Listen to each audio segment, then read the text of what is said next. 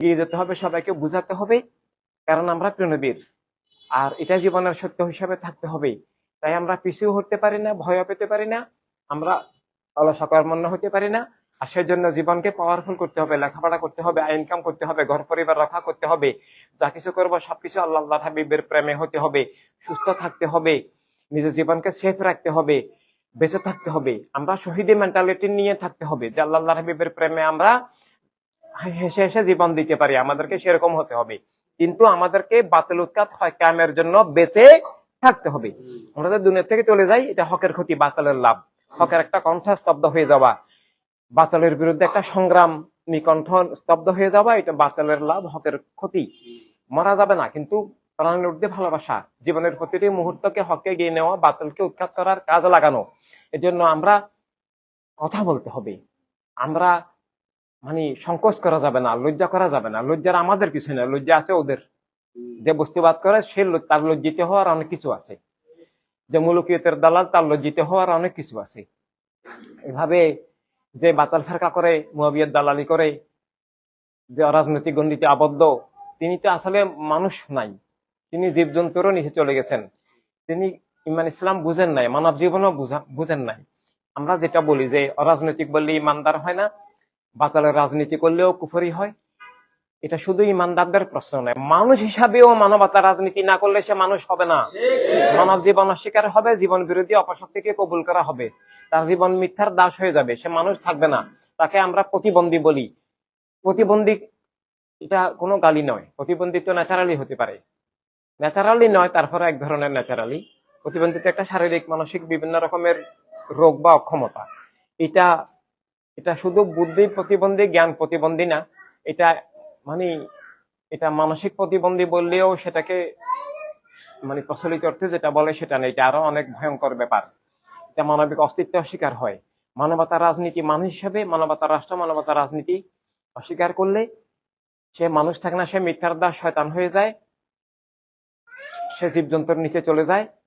এবং এর ঊর্ধ্বে রয়ে গেছে মানব সত্তা, মানুষ হিসেবে তার অস্তিত্ব, তার জীবনের ভিত্তি, তার আত্মপরিচয়ের মূল সূত্রটা যে আমি সকল বস্তুর ঊর্ধ্বে আমার জীবন আমার স্রষ্টার নামে, স্রষ্টার নামে আমার জীবন, স্রষ্টার আলোকে আমার জীবন, এটা তাকে মানুষ হিসেবে স্বীকার করতে হবে, আন্দোলন সে মানুষ হবে না।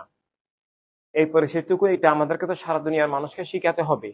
তাই আমাদের কণ্ঠ জোরদার করতে হবে। কণ্ঠ আমরা 100 জন মিলে যদি আমরা প্রোগ্রাম করি, যতটুকু জোরদার হবে, 1000 মিলে করলে আর একটু বেশি জোরদার হবে, আমরা 10,000 মিলে করলে আরো জোরদার হবে, আমরা 1 লাখ মিলে যদি করি, 1 লাখ সম্মিলিত এই কণ্ঠ সারা পৃথিবীকে কাঁপাবে, বাতিলের দুর্গে আঘাত হানবে।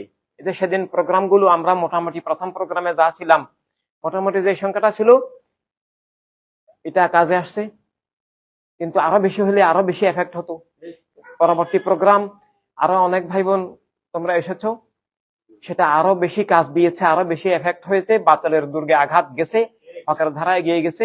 এই দুইটা প্রোগ্রামের মাধ্যমে কোটি মানুষ ইনসানি বিপ্লবকে চিনে গেছে, মানবতা রাজনীতি, মানবতা রাষ্ট্র শব্দগুলো চলে গেছে, জীবনের সংজ্ঞাটুকু আসতেছে, রাজনীতির সংজ্ঞা আসতেছে, যে এক ধর্মের নামে দল দল হইতে পারে, রাজনৈতিক দল হইতে পারে না। পৃথিবীর বুকে কি এই সংজ্ঞাটা আছে? ঢাকা ইউনিভার্সিটির রাষ্ট্রবিজ্ঞানের মধ্যে কি এই সংজ্ঞাটা আছে? অথচ এটা মৌলিক সংজ্ঞা। দল আর রাজনৈতিক দলের পার্থক্য পৃথিবীর মানুষ একজনও জানে না। জানলে এই বর্তমান যে রাজনৈতিক দলের নামে যেই ডাকাতের দল আছে, এগুলোকে কেউ রাজনৈতিক দল বলতো না, আর এদের নীতিকে কেউ রাজনীতি বলতো না। দস্যু নীতিকে রাজনীতি বলা যায় না। কোন একক গোষ্ঠীর দলকে দল বলা যায়, রাজনৈতিক দল বলা যায় না। রাজনৈতিক দল হওয়ার কি কি শর্ত আছে আমরা তুলে ধরেছি। রাজনৈতিক দল হতে হলে রাষ্ট্র সবার স্বীকার করতে হবে, সব মানুষের অধিকার স্বীকার করতে হবে, এবং সব মানুষের কল্যাণে সেই দলটা কাজে আসতে হবে, সব মানুষের কল্যাণ ভিত্তিক হতে হবে, এক গোষ্ঠীর কল্যাণ নয়। এবং রাজনৈতিক দল হতে হলে সব মানুষের প্রতিনিধিত্বশীল হতে হবে, খেলাফতে ইনসানিয়াত, সব মানুষের প্রতিনিধিত্ব, সব মানুষের মানবিক স্বার্থের রক্ষক হতে হবে। এক ধর্মের দল দল হতে পারে, যে কোনো ধর্মের।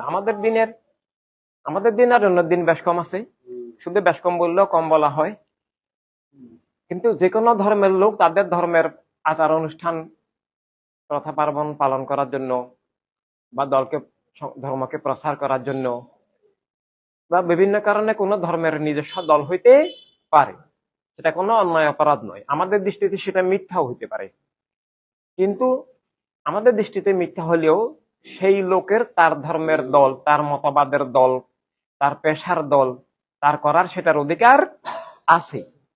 কিন্তু কোন অধিকারটা নাই যে সবার উপরে তার মতবাদকে চাপিয়ে দেওয়ার, রাষ্ট্রকে তার একক গোষ্ঠীর জবরদখল করার অধিকার নাই। তার মতবাদ তার চেতনা তার চেতনা, তার মতবাদ আমার কাছে তো মলমূত্রের চেয়েও নিকৃষ্ট হতে পারে, সে সেটা আমার উপরে চাপিয়ে দিতে পারে না। তার জাতীয়তা, সে কুত্তা জাতীয়তা হইতে পারে, বানর জাতীয়তা হইতে পারে, সে মানে কত রকমের জাতীয়তা পৃথিবীতে আছে না, সে সৌদি জাতীয়তা, হ্যাঁ তুমি সৌদি জাতীয়তা, তোমার গায়ে মালিশ করো, কিন্তু আমার উপরে চাপিও না। আমার কাছে হইতে তো আবু জেহেলের মলমূত্র, আমি তো এটা নিব না।